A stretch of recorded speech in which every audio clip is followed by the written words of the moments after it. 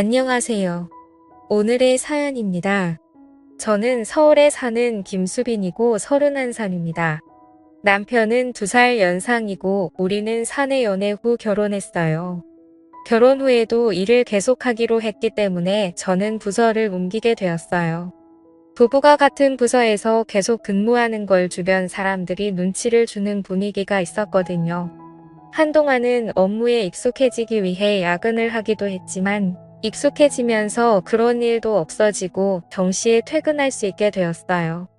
남편은 원래 야근이 매일 있어서 저는 먼저 퇴근해 요리하거나 청소를 하는 등 집안일을 했어요.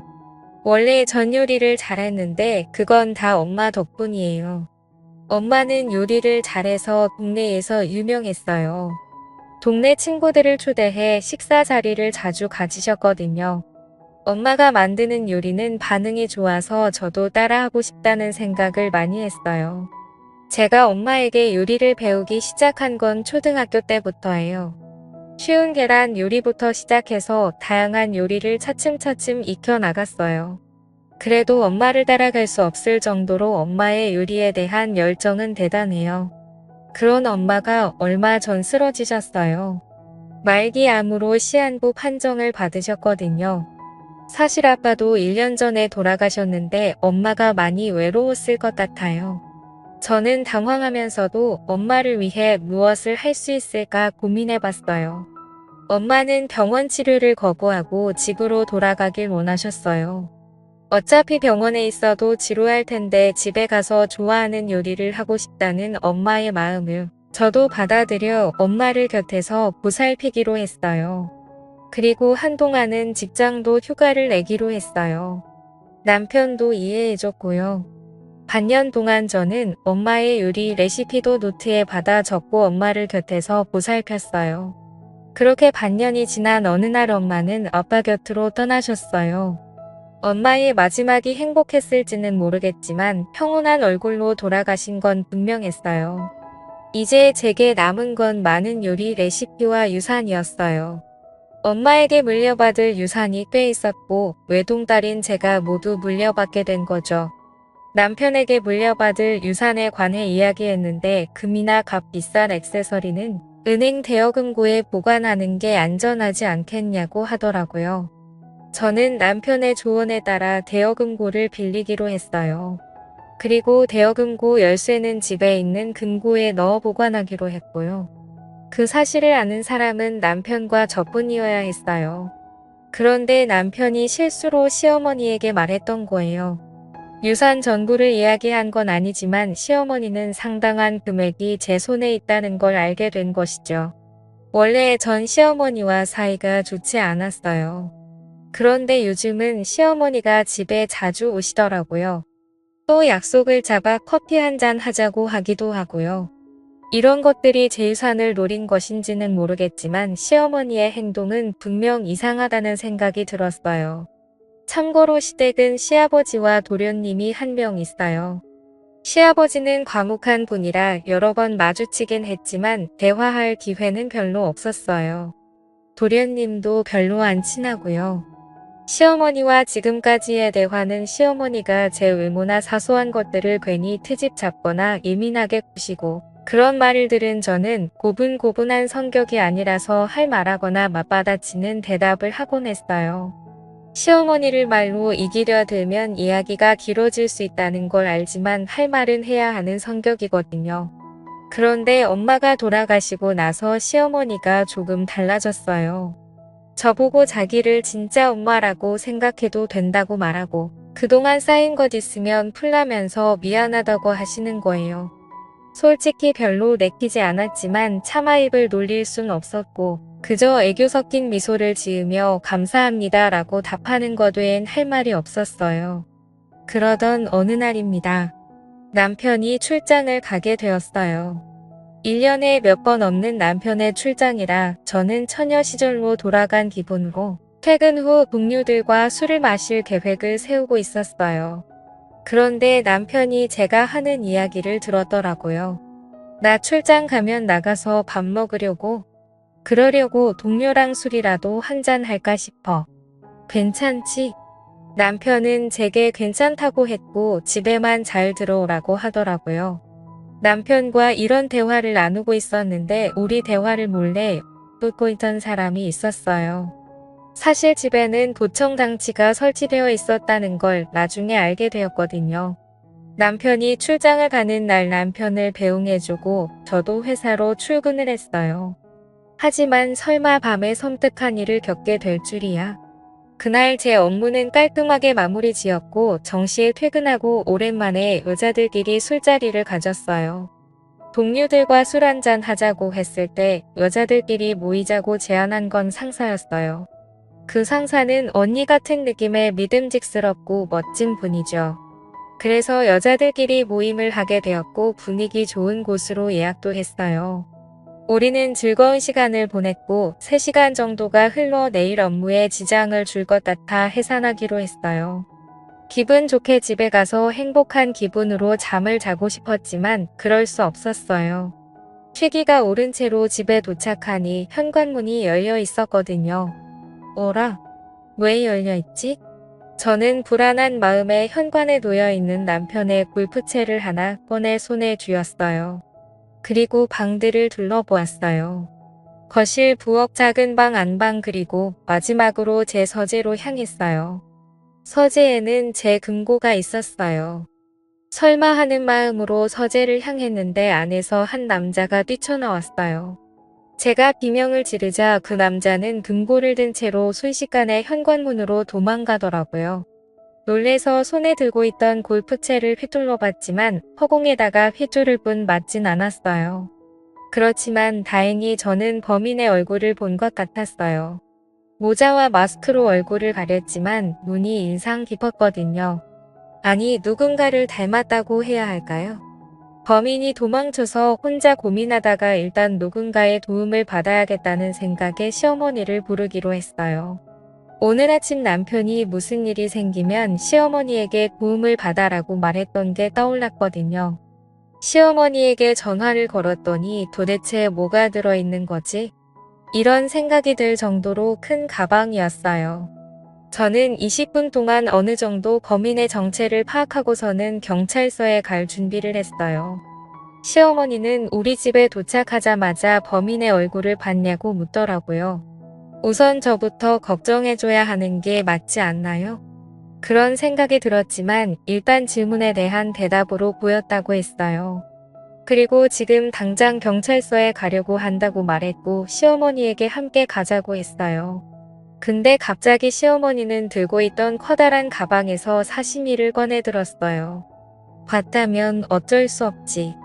너가 입을 열지 않겠다고 할 때까지 이 집에서 못 나가. 시어머니는 소리를 지르며 제게 말했어요. 이럴 때 왜 아까 그 골프채가 손에 없는 거야? 놀란 마음으로 공포에 휩싸였을 때 시어머니가 조금씩 가까이 다가왔어요. 저는 급히 그 자리에 있던 쿠션을 시어머니에게 던졌어요. 그러자 긴장하고 있던 시어머니가 손에서 땀이 났는지 실수하고 말았어요. 땀 때문에 쥐고 있던 사시미를 떨어뜨린 거죠. 그리고 시어머니의 오른쪽 발등에 꽂혀버렸어요.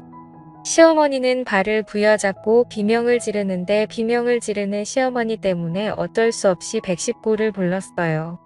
사실 도둑놈을 검거하기 위해 경찰에 먼저 연락하고 싶었지만 시어머니의 부상이 먼저였어요. 병원으로 실려간 시어머니는 자기가 다친 게 제 탓이라고 하더라고요. 2년이 그랬어요. 도둑이 들었다고 해서 달려왔는데 날 범인인 줄 알았는지 사시미를 휘두르더라고요. 정말 무서웠어요. 시어머니는 울먹이면서 애원까지 하며 필사적으로 호소했어요. 저는 너무 억울해 절대 그런 일 없었다고 말했고 본인이 휘두르다가 떨어뜨려 다친 거라고 해명했어요. 경찰은 제 말에 귀를 기울여 주긴 했지만 그래도 제 말보단 시어머니의 말이 더 신뢰가 갔는지 저를 의심하더라고요. 이 오해를 어떻게 풀어야 할까? 저는 번뜩이는 생각이 떠올라 경찰관에게 부탁해 함께 병원에서 집으로 귀가했습니다. 그리고 경찰이 집에 돌아와서 집안을 살폈어요. 그러면서 도둑이 들었던 사실도 이야기할 수 있었어요. 저는 범인이 누구였는지 경찰에게 말했어요. 그건 바로 도련님이었어요. 눈매가 워낙 특이해 확신할 수 있었거든요. 경찰은 제 증언과 집에서 확인한 물건들을 토대로 수사를 진행했고 곧바로 도련님이 잡혔어요.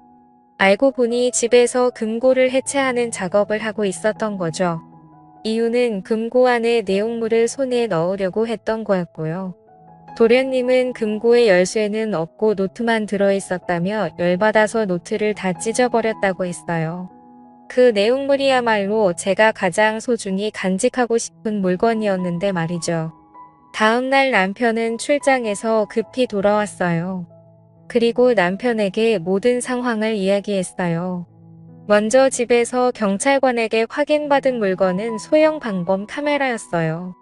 금고를 놓을 때 남편이 혹시나 하는 마음에 방범 카메라 설치도 권유해서 설치했는데 시어머니의 행동이 모두 찍혀 있었기 때문에 제 누명도 풀 수 있었고 도련님은 절도죄로 시어머니는 상해죄로 체포되게 되었어요.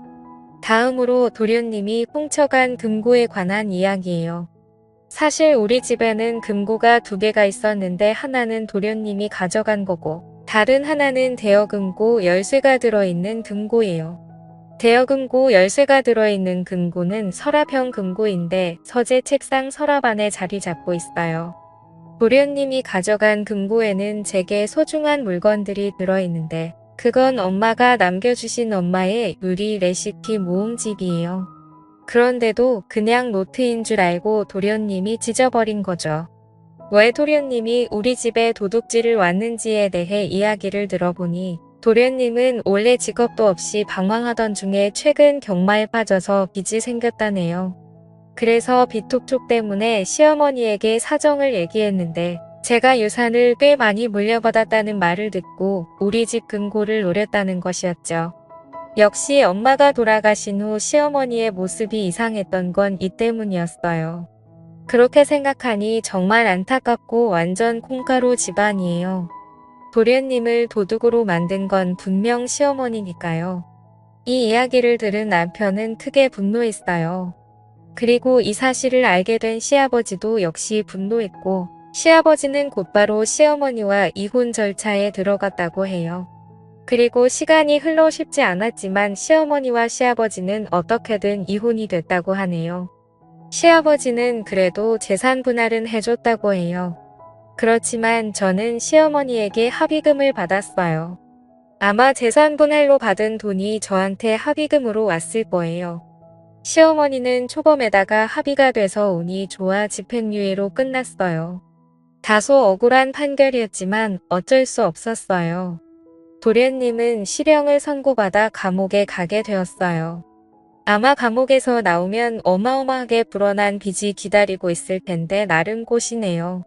그리고 저와 남편은 시어머니와 도련님과는 인연을 끊었어요.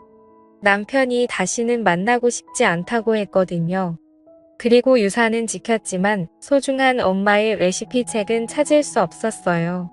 다행히도 메인 요리들은 제 머릿속에 있어서 남편과 함께 주말이면 맛있는 요리를 먹으며 평화롭게 지내고 있습니다. 다른 집들처럼 아주 평범하게 그냥 조용히 잘 지내고 싶네요. 시청해주셔서 감사합니다. 그럼 다음 영상에서 다시 뵙겠습니다.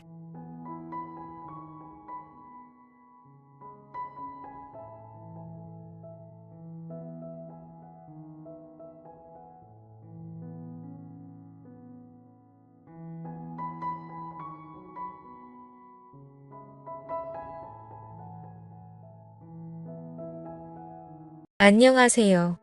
아직도 제 머릿속에 생생하게 기억나는 4년 전 여름 정말 친하게 지내던 친구의 누나와 있었던 은밀한 사건에 대해서 한번 말해보려고 합니다. 생각해보면 최근 몇 년간 여름에 정말 더웠잖아요. 예전에는 이 정도까지는 아니었던 것 같은데 기후변화 때문이라고 봐야 하는지 정말 너무 덥습니다. 오늘 제가 사연으로 보내는 4년 전 이때 당시만 하더라도 제 기억 속에서 요즘처럼 덥지는 않았네요. 아무튼 이 일은 뜨거웠던 여름 언젠가 있었던 이야기입니다. 더위가 절정에 달했던 어느 날 그 친구한테서 연락이 왔어요. 날도 더운데 이것저것 음식할 수 있는 것들 좀 챙겨서 계곡에 놀러 가자. 고 지금 같이 갈 친구들을 모집하고 있다고 말이죠. 친구는 계속 저에게 다른 사람은 몰라도 너는 무조건 참여해야 한다면서 자꾸 강요 아닌 강요를 하더라고요. 제가 가야 하는 이유가 있긴 했지만 제가 성격이 그다지 외향적이지 않아서 사실 사람 많고 시끄러운 곳도 안 좋아하는 데다가 계곡에서 바가지 요금을 내고 즐겁지 않게 보냈던 기억이 있어서 안 가려고 했습니다. 그냥 집에서 에어컨 바람 맞으며 편하게 있고 싶더라고요. 그래도 예의상 누구가 가기로 했냐고 물어 나왔습니다. 같이 모여 놀던 친구 2명이랑 제가 모르는 여자 1명, 그리고 제 친구의 누나도 이번에 같이 가기로 했다고 말입니다. 친구의 누나가 참석한다는 이야기를 들었을 때 가슴이 엄청나게 뛰기 시작하더라고요. 저의 심장을 뛰게 만드는 이 친구의 누나는 엄청난 미인이었습니다. 대학교를 다니면서 졸업할 시즌이 다가올 때쯤에 취직 스펙 쌓는다고 영어 회화 학원을 다녔는데 거기서 외국인 남자친구를 사귀게 됐다고 하더라고요. 만남이 오래 지속되다가 결국에 그 남자와 결혼을 하게 됐고 오래전에 한국을 떠난 사람입니다. 간간히 소식을 들어보니 이미 아기도 있는 애의 엄마라고 알고 있었습니다. 이런 일련의 과정들 속에서 마음이 참 많이 힘들었거든요. 그래도 정말 많이 좋아했던 누나라서 특히나 더 그랬던 것 같아요. 게다가 외국인이랑 결혼을 하다니 제가 도저히 그 외국인을 이길 수 없겠다라는 생각마저 들면서 기분이 많이 우울해졌습니다. 저는 그렇게 자신 있는 편이 아니거든요. 아무튼 그녀가 함께 놀러 간다는 소식에 제 가슴이 뛰기 시작했습니다. 오래전부터 짝사랑했던 친구의 누나를 오랜만에 보는 것도 모자라 이렇게 같이 계곡에 놀러 가다니 이건 하늘이 준 기회라면서 행복했습니다. 물론 누나가 결혼을 하고 저의 수줍은 마음은 어느 정도 정리가 된 상태이기는 하지만 그래도 한참을 좋아했던 누나를 몇 년 만에 다시 만난다는 게 무척이나 설레더군요. 너네 누나가 왜 한국에 와 있냐고 물어봤더니 누나가 오랜 외국 생활에 향수병이 조금 심해져서 남편에게 아이들을 맡기고 몇 달 정도 한국에서 머물다가 돌아가기로 했다는 설명을 들었습니다. 그 길로 당장 친구에게 무조건 같이 간다고 말을 걸었습니다. 향수병은 또 제가 적극적으로 해결해줘야겠다는 생각이 들었습니다. 몇 년 만에 만나는 누나의 미모는 그대로일까 나를 설레게 했던 바람에 찰랑대던 긴 머리카락과 그 사이로 보이는 새하얀 목덜미도 그대로일까 친구한테에서는 나지 않던 그녀의 냄새는 아직도 여전할까 나름의 추억을 되돌아보며 혼자 기대하고 있었죠. 참고로 친구의 누나와는 오랫동안 알고 지낸 사이입니다. 친구와 터울이 얼마 나지 않은 데다가 저와는 같은 대학교를 나와서 누나에게 많이 의지했었고 도움을 받았었죠. 누나는 학교 근처에서 자취를 했었는데 가끔 단둘이 술도 같이 마시고 어떤 날에는 누나의 자취방에서 잠도 자고 갈 정도였으니까요. 누나 집에서 처음 잠을 잘 때는 저는 혹시나 하는 기대와 긴장감에 심장이 두근두근했는데 누나는 그런 제 마음을 모르는 건지 걱정 없이 잘만 자더라고요. 저를 남자로 전혀 의식하지 않는다는 생각이 들어서 조금 아쉬운 마음이 들기도 했지만 저에게는 잊을 수 없는 추억들입니다. 저도 누나도 서로 취직이 안 돼서 힘들 때도 서로 자주 만나 위로해주고 그랬는데 꼭 좋은 곳에 보란 듯이 취직해서 고백을 하려고 했던 제 계획과는 다르게 누나는 취직을 포기하고 결국 외국인과 결혼해서 한국을 떠났을 때 저는 그 충격에 몇 달간은 무슨 정신으로 살았는지 모를 정도로 힘든 시간을 보냈습니다. 누나를 미워하진 못하겠지만 꼭 있겠다고 다짐했는데 또 몇 년이 지난 다음에 누나를 다시 만난다는 생각에 이렇게 설레던 제 모습을 보니 지금 돌이켜 생각해봐도 참 많이 좋아했구나 하는 생각이 들었어요. 가지지 못했기 때문에 더 아름답게 생각되는 것일 수도 있겠지만 그녀가 저에게 각별한 사람인 것만큼은 틀림없는 사실입니다. 그렇게 시간이 지나고 계곡으로 출발하기 위해 친구 집에서 모두 모였습니다. 저는 잠깐 들릴 곳이 있어서 모두 모여있는 상태에서 조금 늦게 도착했어요. 제가 도착했다는 연락을 받고 친구 집 앞에서 나오는 누나의 모습을 봤을 때 정말 무슨 생각이 들었는지 기억이 안 날 정도로 많은 감정이 교차해 지나가더군요. 출산 때문에 그런지 아니면 제 추억 속에서 살던 누나의 모습이 미워가 된 건지는 모르겠지만 그렇게 오랜 시간이 흐른 건 아닌데 조금 나이가 들었다는 느낌이 들었어요. 그래도 그 미모는 여전했습니다. 미국 생활을 하면서 살이 조금 찐 건지 어깨가 끈으로 된 하늘하늘한 원피스를 입고 있었는데 마른 줄만 안았던 누나의 몸매가 생각한 것 이상으로 볼륨감이 넘쳐나더라고요. 그 뒤를 따라 나오는 친구 녀석들은 자주 보니까 항상 보는 여전한 모습이라서 꼴 보기 싫었고 친구 뒤에 따라 나오는 여자는 처음 만났지만 길에서 봤다면 고개가 돌아갔을 정도로 예쁘장한 모습의 여자였습니다. 가장 먼저 친구들에게 매번 하듯이 평범한 인사를 건네고 처음 만나는 여자분에게 처음 뵙겠다는 뻔한 인사치레를 건넨 뒤 바로 누나에게 달려가 오랜만이라고 인사를 했습니다. 누나도 오랜만이라며 인사를 하고 미국에서 살아서 그런 건지 미국인의 열린 마인드로 저를 강렬하게 껴안고 반가움을 표시하며 인사를 받아주더라고요. 묘하게 처음 만난 그 여자가 누나와 저를 빤히 쳐다보는 기분이 들었어요. 그때부터 뭔가 이상하다는 생각을 했어야 했는데 그때는 처음 보는 자리다 보니 잘 몰랐습니다. 아무튼 그렇게 다들 모여서 계곡으로 출발을 하러 가기 전 가는 길에 마트에 들려 이것저것 살 것들을 샀네요. 그리고 가는 길에 주전 부리를 할 만한 뻥튀기도 한 개 샀습니다. 이제 모든 채비가 끝나서 출발하려고 하는데 누나의 옆에 앉으려고 친구놈을 먼저 태우고 제가 중간에 뒤따라서 탔는데 이 처음 보는 여자분이 제 마음도 몰려주고 누나를 조수석으로 보내버리고 제 옆에 따라 타는 거 아니겠습니까? 아쉬웠지만 뭐 별수가 없어서 그렇게 출발하게 되었습니다. 가는 길에 먹으려고 산 뻥튀기를 까서 조금씩 먹고 있는데 옆에 앉은 그녀가 계속 말을 걸어왔습니다. 제가 내성적인 성격이라 대화를 잘 이어나가지 못하는데 대화가 끊길 때마다 그녀는 뻥튀기를 집어 먹더라고요. 아무리 뻥튀기라도 그렇게 많이 먹으면 탈나지 않을까 생각했는데 아니나 다를까 출발한 지 1시간도 채 되지 않았는데 그녀가 멀미 기운을 고소하기 시작했죠. 가까운 휴게소에 차를 세워 그녀를 그나마 쾌적한 조수석 자리로 옮겨줬습니다. 저도 걱정하는 척 하긴 했지만 속으로는 드디어 누나가 내 옆에 앉는다는 생각에 기쁘더라고요. 처음부터 자기가 조수석에 탔으면 이런 일이 안 생겼을 텐데 말이죠. 휴게소에 들른 김에 잠깐 화장실에 들렀는데 제 옆에서 같이 일을 보던 친구 녀석이 옆에 앉아있던 그녀가 엇보대내고 제게 물어보더라고요. 저는 대수롭지 않게 꽤 예쁘더라고 대답을 해줬는데 친구가 닿지도 않은 손으로 제 어깨를 톡톡 때리면서 그녀가 저한테 관심이 있는 것 같으니 이번에 잘해보라고 그것 때문에 제가 꼭 참석해야 한다고 그랬던 거라며 또 장난을 치더라고요. 눈치도 없는 녀석 같으니라고. 그런 계획이었으면 너네 누나를 데리고 왔으면 안 되지 이 답답한 인간아 라고 속으로 생각했습니다.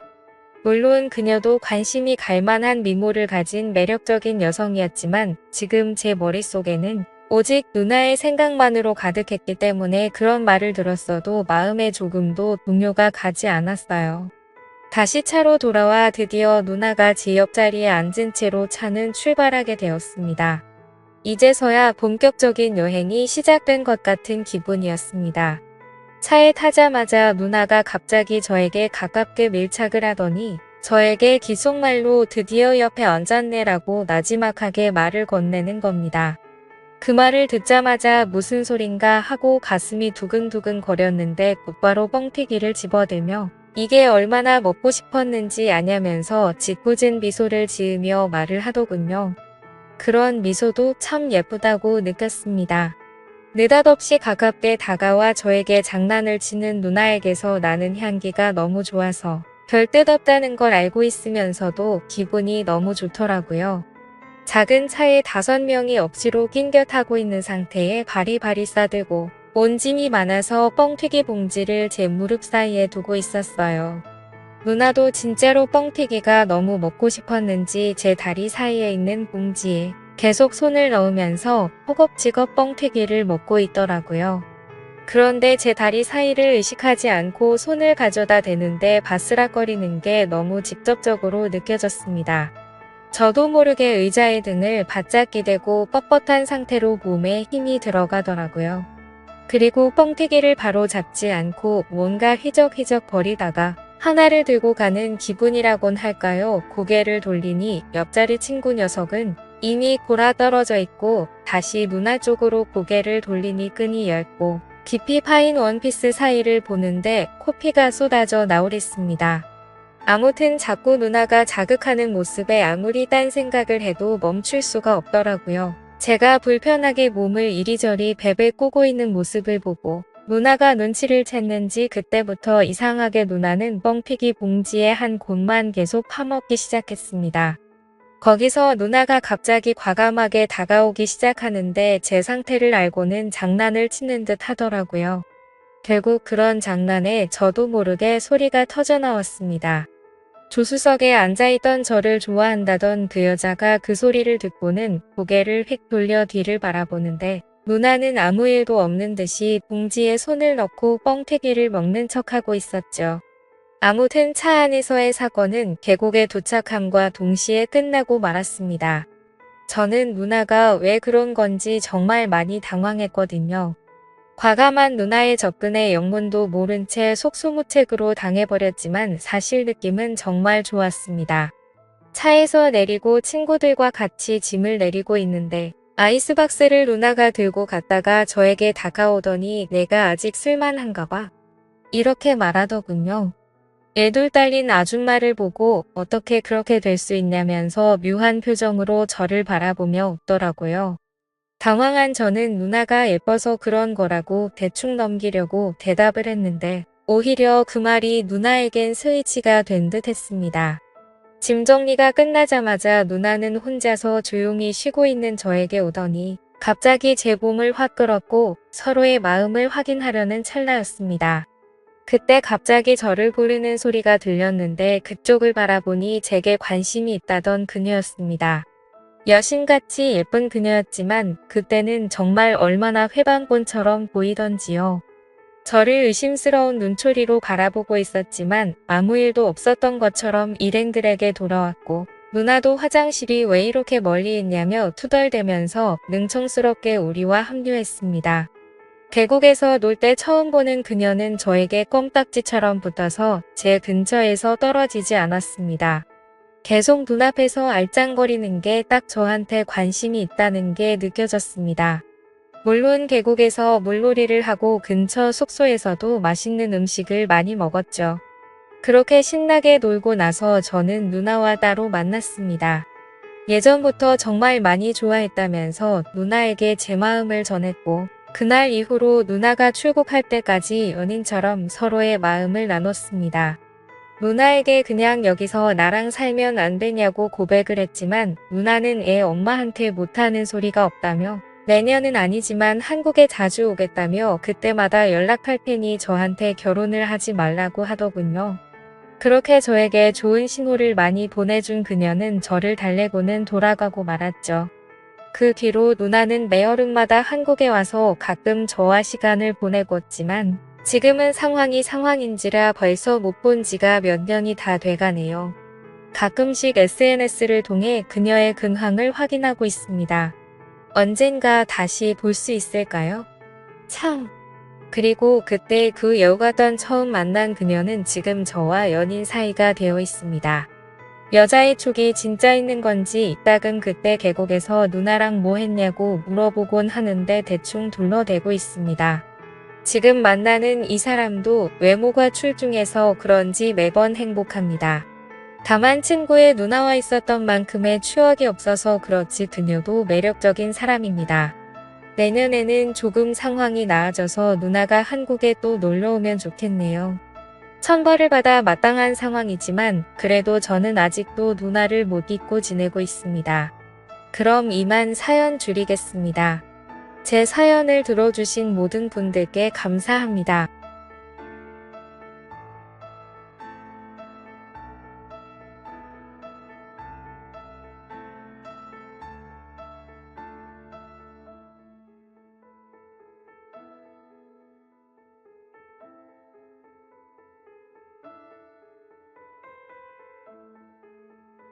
반갑습니다.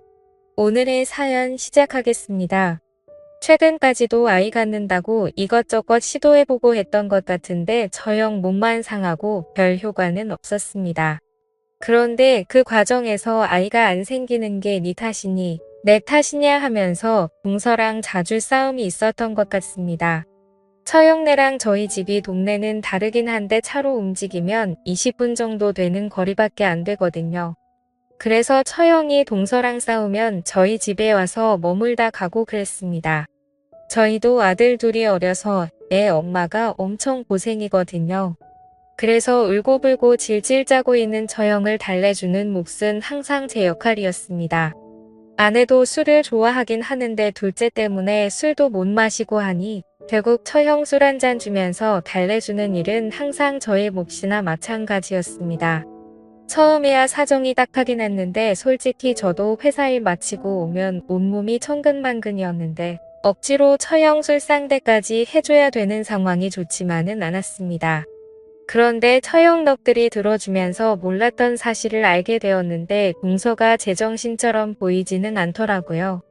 나이는 이 집안 식구들 중에서 제일 어린데 성격이 아주 보통이 아닌 것 같았습니다.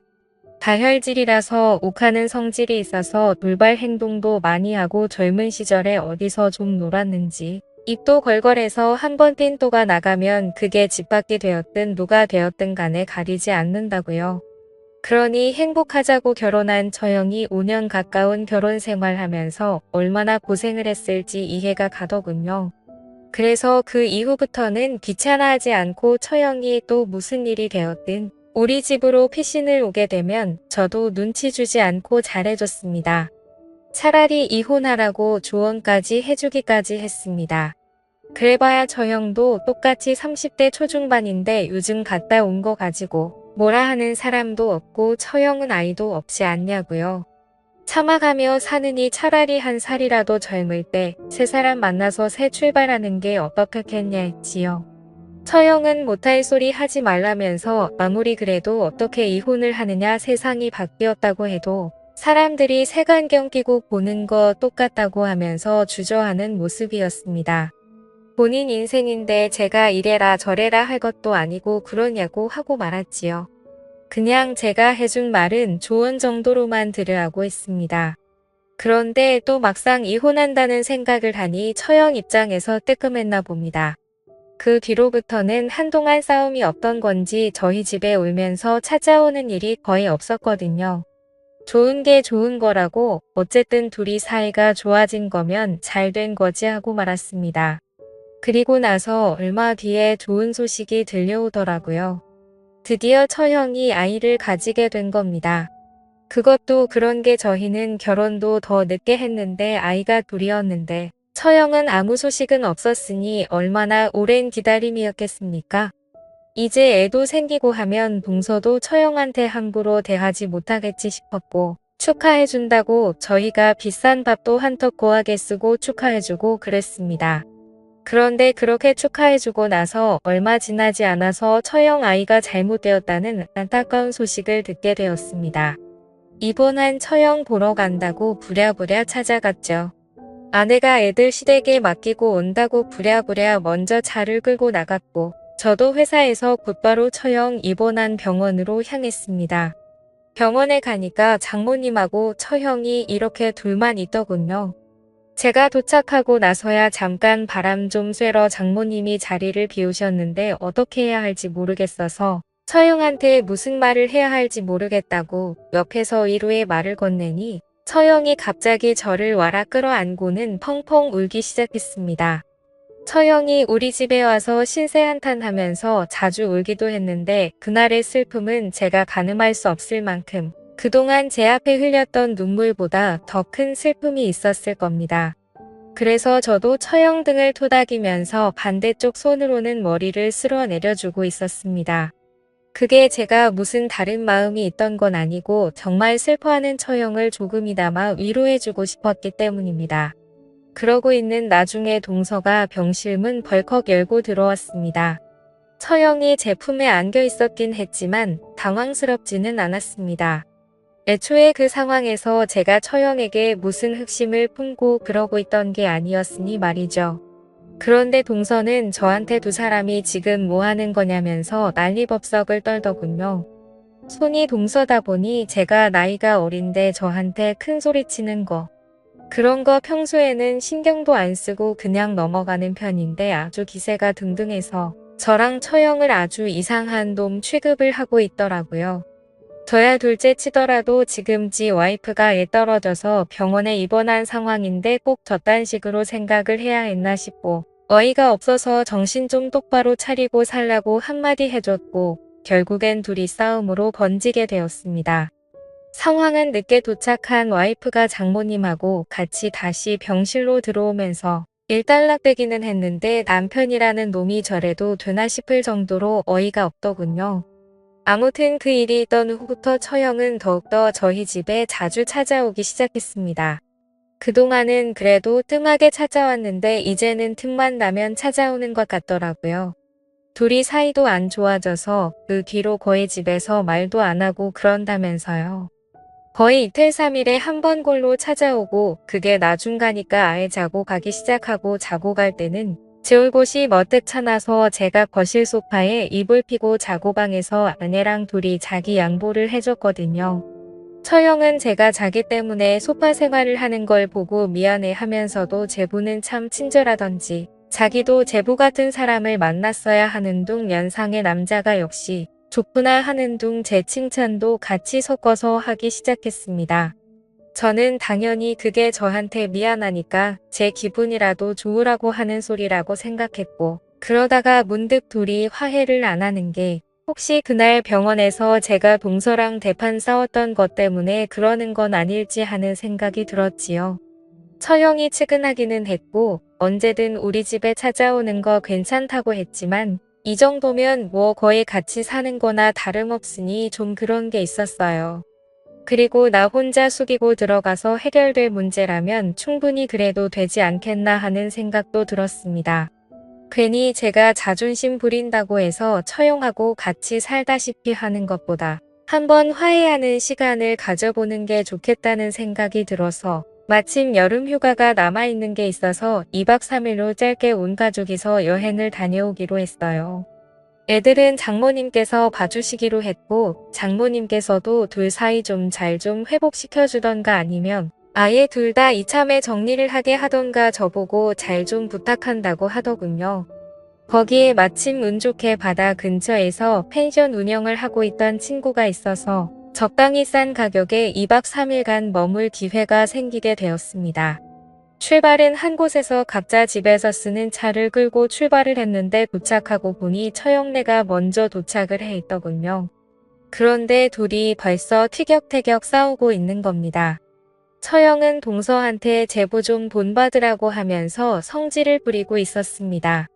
저는 그냥 천천히 운전하면서 아내랑 휴게소도 들리고 화장실도 다녀오고 하면서 천천히 움직였는데 처형네는 그런 거 상관없이 일단 직진만 해서 일찍 도착한 것 같더라고.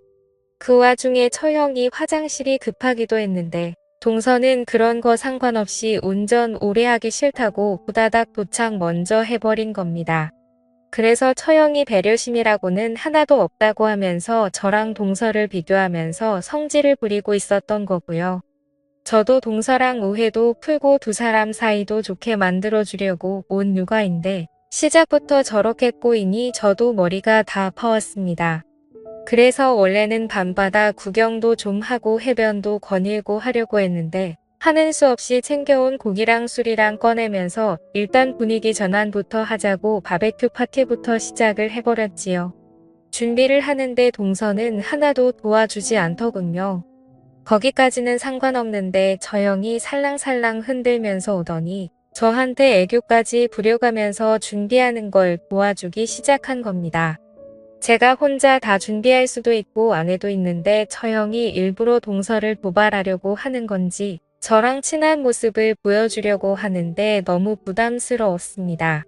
아니나 다를까 고기가 다 구워지고 본격적으로 술자리가 시작되는데 동서는 저 멀리서 입이 대빨 나와가지고는 같이 즐길 생각도 없어 보였네요. 제가 괜히 친한 척 맥주 한 캔 들고 옆에 앉아서 웃어 기분 좀 풀어주기 시작했습니다. 그래도 제가 옆에서 노력을 하니 동서도 마음을 열었는지 제 말도 조금씩 듣고 속에 있던 이야기를 하나 둘씩 꺼내더군요. 처형이 지랑 저를 그렇게 비교를 한다면서 아직도 제 칭찬을 하는 처형의 모습에 앙금이 남아있는 모습을 보이더라고요. 어떻게 기분 좀 달래주려고 그러고 있었습니다. 아내는 처형 거슬리면서 둘이 화해하자는 식으로 같이 이야기를 끌고 가고 있는데 결국 이야기가 잘 안 됐나 봐요. 제 아내가 술을 못 마신다고 하지 않았습니까? 그런데 어떻게 분위기 좀 만들어 보겠다고 처형하고 같이 술을 마시면서 이야기를 했나 본데 결국 실패를 하고 말았던 거지요. 아내는 술이 몇 잔 들어가니 몸이 힘들어져서 결국 자러 들어가게 되었습니다. 처형도 아내랑 같이 들어가길래 같이 먼저 자러 들어가는가 싶었지요. 그리고 저는 동서랑 둘이 남아서 같이 이야기를 하고 있는데 술이 맥주만 남고 다 떨어지니 동서가 시내 나가서 같이 술 한 잔 더 하자고 하더라고요. 그런데 저는 어쨌든 다음날 일정도 있고 시간도 늦은 데다가 어차피 시내까지 나가려면 차를 끌고 가야 할 텐데 술 먹고 운전을 어떻게 하겠냐고 시내 나가서 마시는 건 다음날에 하는 게 어떻겠냐 설명을 했더니 동서는 기분이 나빴는지 자기 생각해주는 사람은 한 명도 없다고 성질을 부리면서 혼자서 차 끌고 나가버리더군요. 저 딴 자식이 다 있냐며 저도 치를 떨고 있었습니다. 결국 밥 먹고 술 먹은 자리 뒷정리는 저 혼자 하게 되었는데 뒷정리를 하고 있으니까 잠든 줄로만 알았던 처형이 숙소에서 밖으로 나오더라고요. 그 사람은 어디 갔냐고 물어보길래 혼자 더 마시고 싶었는지 차 끌고 나갔다고 말했습니다. 처형은 그럴 줄 알았다면서 자포자기한 표정을 짓고 있었어요. 그래도 뒷정리 도와주는 사람이 하나 있으니 생각보다 일찍 정리가 되더라고요. 조금 피곤하기도 해서 저도 이만 들어가서 자려고 하는데 처형이 자기가 잠이 잘 안 온다면서 맥주 남은 거나 같이 좀 마시자고 하더라고요.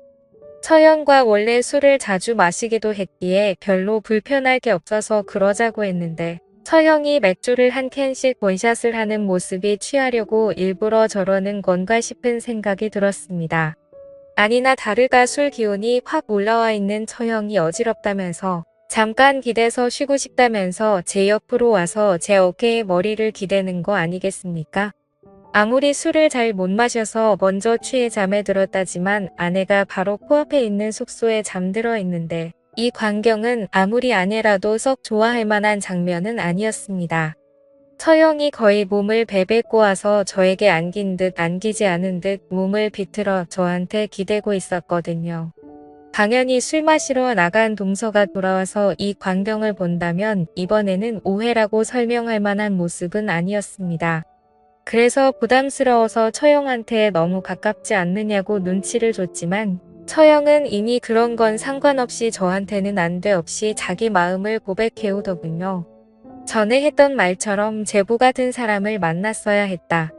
제부는 참 다정하다 하면서 전에 자기한테 이혼하라고 하지 않았느냐고 멀쩡한 여자 이혼녀 만들었으면 그에 따른 책임을 져야 하지 않겠냐면서 제 말대로 자기가 이혼할 테니 앞으로 자기를 책임지라는 겁니다.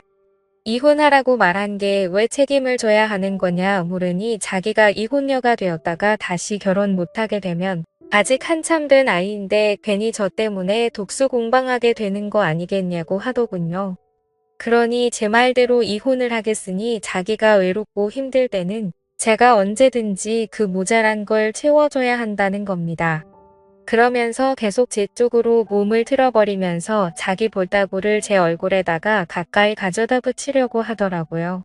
조금 상황이 심각하다 싶었지만 잘해보려고 온 휴가인데 상황만 악화되고 얼마나 속이 상하면 저럴까 싶기도 하고 그래서 그냥 처형이 하고 싶은 대로 하게 내버려뒀습니다. 다행히 아내는 깊게 잠이 든 것인지 깨지 않았고 동서는 아예 휴가가 끝나는 날까지 들어오지 않았습니다. 알고 보니 그때 기분 나쁘다고 시내에 나가서는 그냥 그 길로 차 끌고 집으로 돌아가 버렸더군요. 처형은 이제 도저히 안 되겠다고 이혼하겠다고 하는데 솔직히 그때부터는 저도 걱정이 되기 시작했습니다.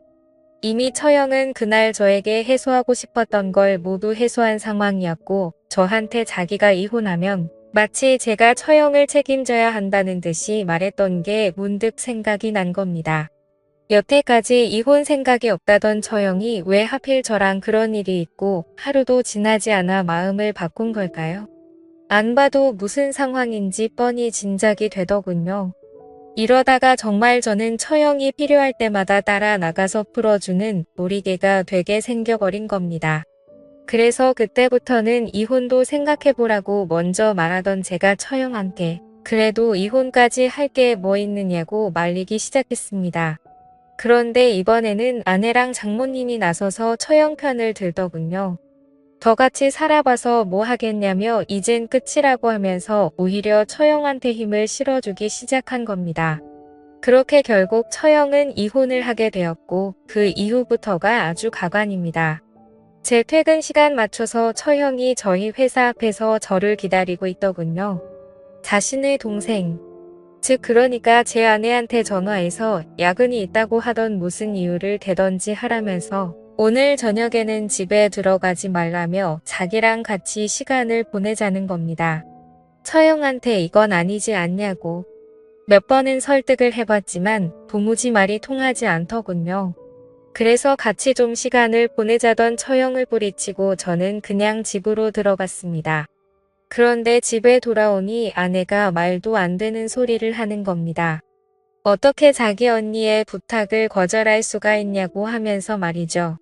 처형이 이혼을 하더니 제정신인가 싶었습니다. 저희 회사까지 찾아와 같이 시간 보내자고 부탁한 걸 거절한 이야기를 다른 사람도 아니고 제 아내한테까지 했으니 말이지요.